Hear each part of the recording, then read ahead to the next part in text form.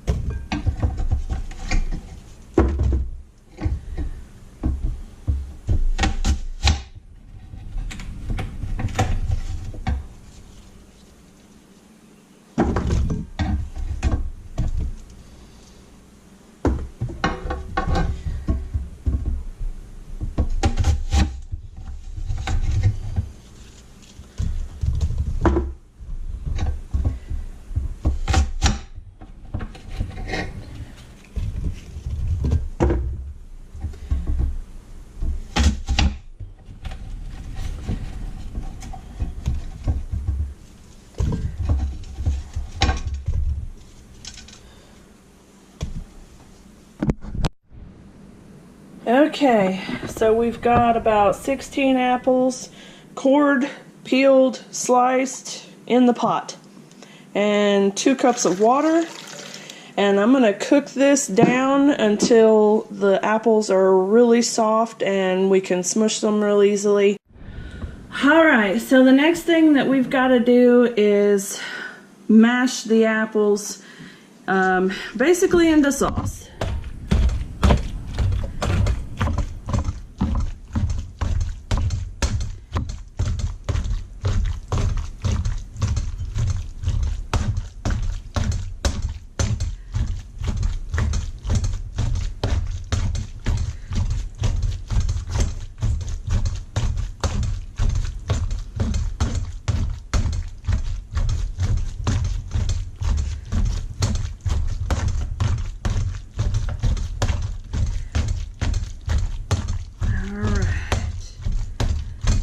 That's pretty good.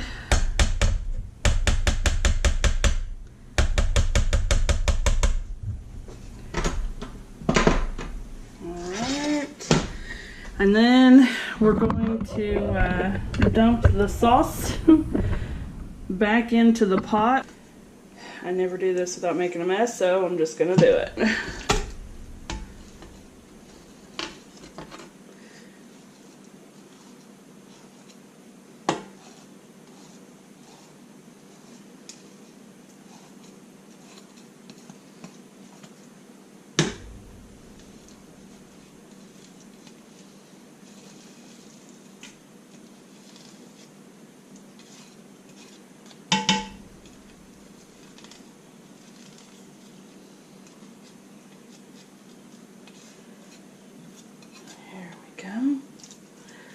Alright, that looks good.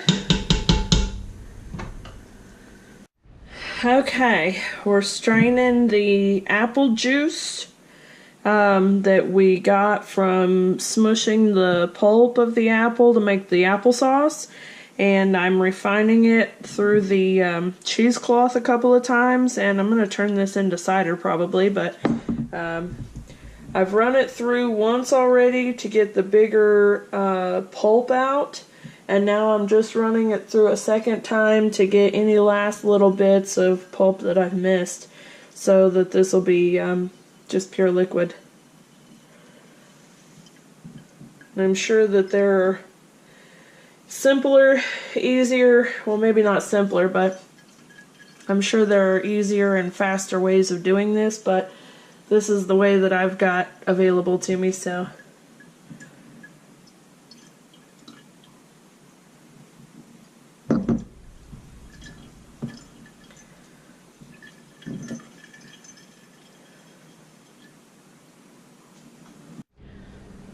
Okay, y'all, what I got in here is all of the pureed apples. So I've got applesauce going on in here.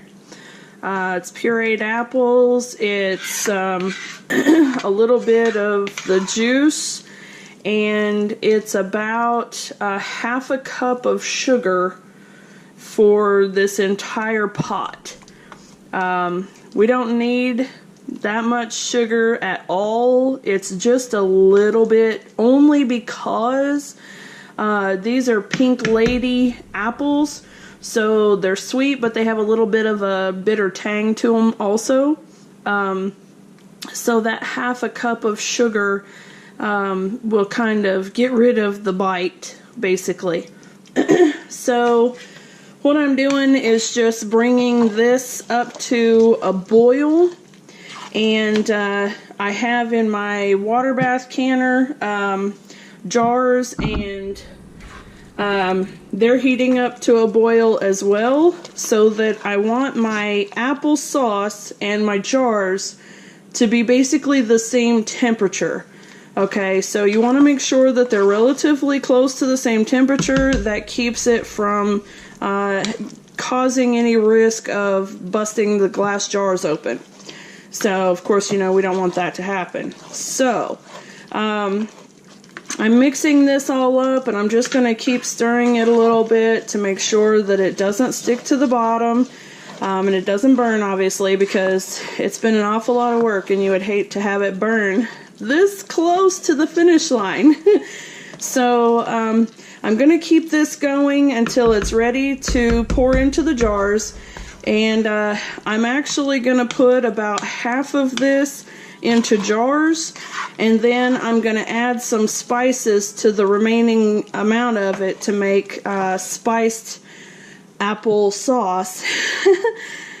Cinnamon applesauce, basically, for the little bit, because she really likes the spiced kind. So y'all hang tight. Okay, so once you get your jar filled with applesauce, you want to just kind of very gently tap it down. That gets air bubbles out, and then take a knife and just run it along the outside edge of the jar.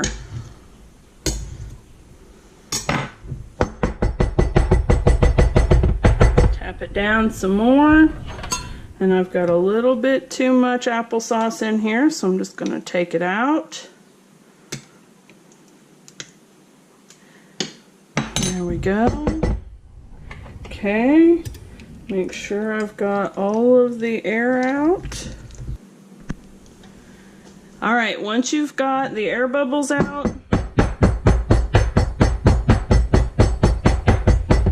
and you've got it filled to 1/2 inch from the top, you take your clean damp rag and you're just going to wipe around the top of the jar and around the threads. You want to just make sure that the top of the jar lid, or the top of the jar, is clean, because you want to get a good seal with your ring. So you want to make sure that you get the top edge nice and clean, because you want to be able to get a really good seal with your lid. Pot, lid. when you put your ring on, you want to make sure that your lid is seated properly.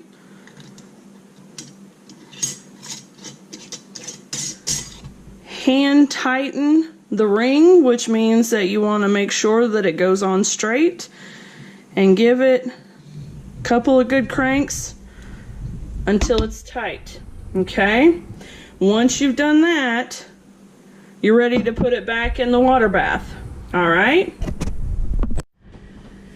Okay, now y'all, I've got 2 jars of regular applesauce already jarred up, and I've got a request from Little Bit to do spiced applesauce. So the last bit of this applesauce is going to be spiced for her.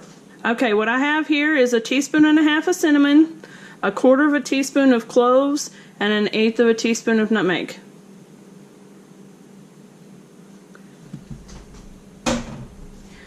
And you're just going to mix this all up into the applesauce.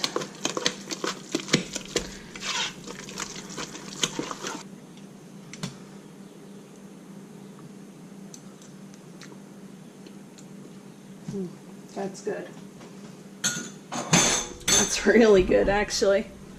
Okay, so I'm going to get this jarred up, and then I'll come back to show you what to do with the water bath. Okay, so in this little saucepan we've got the quart jar of apple juice that we had strained off of the pulp when we were making the applesauce. And I've put cinnamon stick, I've put ground cinnamon, nutmeg and cloves in here, and I'm bringing it to a boil. I'm going to let it boil for a minute or 2, and then I'm going to reduce it down to a simmer and let it cook for a little bit until all of those flavors are all incorporated. And then I'm going to funnel it into the quart jar again, put the lid on it, and put it into the water bath with the applesauce. Okay, now I've got the jar of cider done, and I'm liking the way it looks, and I've got it hand tight. It's time to put it in the bath with the rest of the jars. There we go. Alright, now you want to make sure that you've got at least 1 inch of water above the top of your jars. Go ahead and lay them in just a little bit. And then we're going to put the lid on top. Let it come up to a boil. Okay, y'all. The jars have been boiling for 20 minutes. And I'm going to go ahead and set this down. I'm going to take them out of the pot. And I'm going to set them over here on the counter on top of that towel so that they can cool down to room temperature.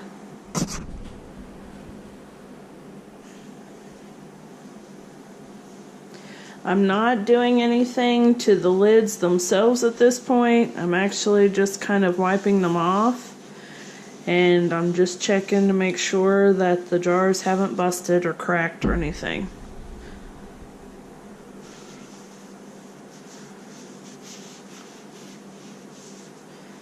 Kind of wiping off the water from the tops of the lids.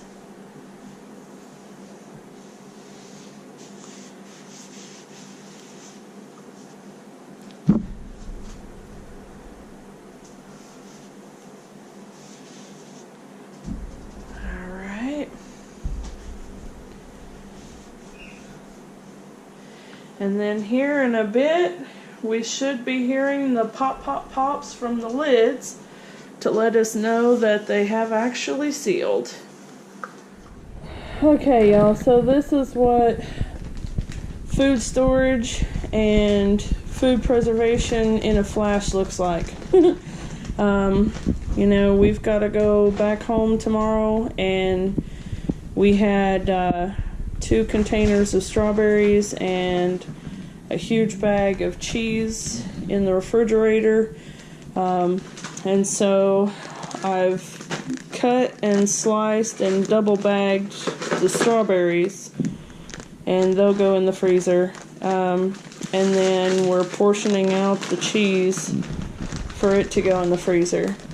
And then over there I've got apples, and more apples getting processed. So, so far I have 3-quart jars of spiced applesauce, 2-quart jars of regular applesauce, and a quart jar of apple cider. And then over on the stove I've got apple slices going into quart jars, and I'm gonna do cinnamon apples, and then I'm gonna do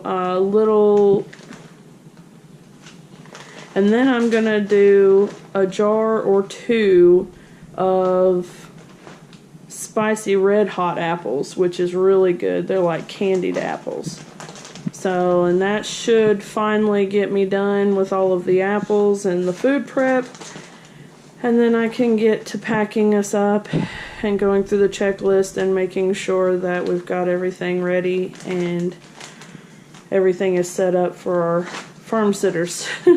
So to say that we're a little nerve-wracked is an understatement at this point. This is the first time that we've left all of the animals before. So we're leaving them in capable hands, and I have faith in them.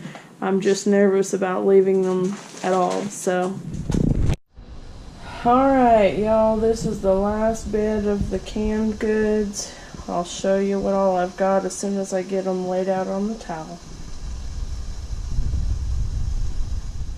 Okay, so I've got 2 jars of regular applesauce, 3 jars of spiced applesauce, 1 jar of apple cider, 4 quart jars of sliced apples, 2 jars of cinnamon apples, 1 jar of red hot candy apples, and I actually have a pint-sized jar in the water bath canner right now, so there's actually a quart and a pint of the candied apples. And then I have a jar of the red hot candy liquid, which I will let dissolve completely and cool overnight, and then it's going to go into the refrigerator and will be used to mix with adult beverages. So okay, so once all of the jars have been finished and they've processed in the water bath and they're being set out on the towel to cool, they'll be left here overnight. They're not going to be bothered. And then tomorrow I'll check all of the tops to make sure that they've all sealed. And you'll know, it's really easy. And actually I'm hoping that maybe you'll hear it here in a second, but you're basically listening for a little ping, and each of the jars will ping. And if you can see how it's kind of domed up a little bit right here, and then these ones are actually already done, and they are flat and kind of sunken in the middle. So these ones have already pinged, and they've cooled down actually. So, but we're not going to take the ring off until tomorrow. You want to leave them set on your counter to cool overnight, just to be sure. And these will ping really soon, and they'll seal, and they'll be good. And it's kind of like the little turkey timer, you know, ping, it's done. So anyway, y'all just remember when you're doing the canning, the water bath canning, that you're laying it out on the counter. You're making sure that the rings are tight, and you're setting it out, and you're just going to leave it overnight and let it cool completely. And then that's it. And then when you're ready to put it on the shelf, you'll take the rings off and you'll store them on the shelf. And the reason why you take the rings off is because where we've screwed these on really tight, if one of them happened to come unsealed, you wouldn't know it because the ring would hold the lid on really tight, so you wouldn't know. But if you take the ring off and the lid becomes unsealed, you pretty much know it right away. You'll know it the minute you pick up the jar because the lid will be loose. So that's why you take the rings off when you store them. So there you go. Okay, y'all, I'm absolutely beat, and I've still got to get packed and ready to go back home. So this is me signing off and saying thank you guys all so much for the condolences, and we really appreciate all the love that we're seeing, and we want to say thanks, and we'll see y'all when we get back. Y'all have a good night.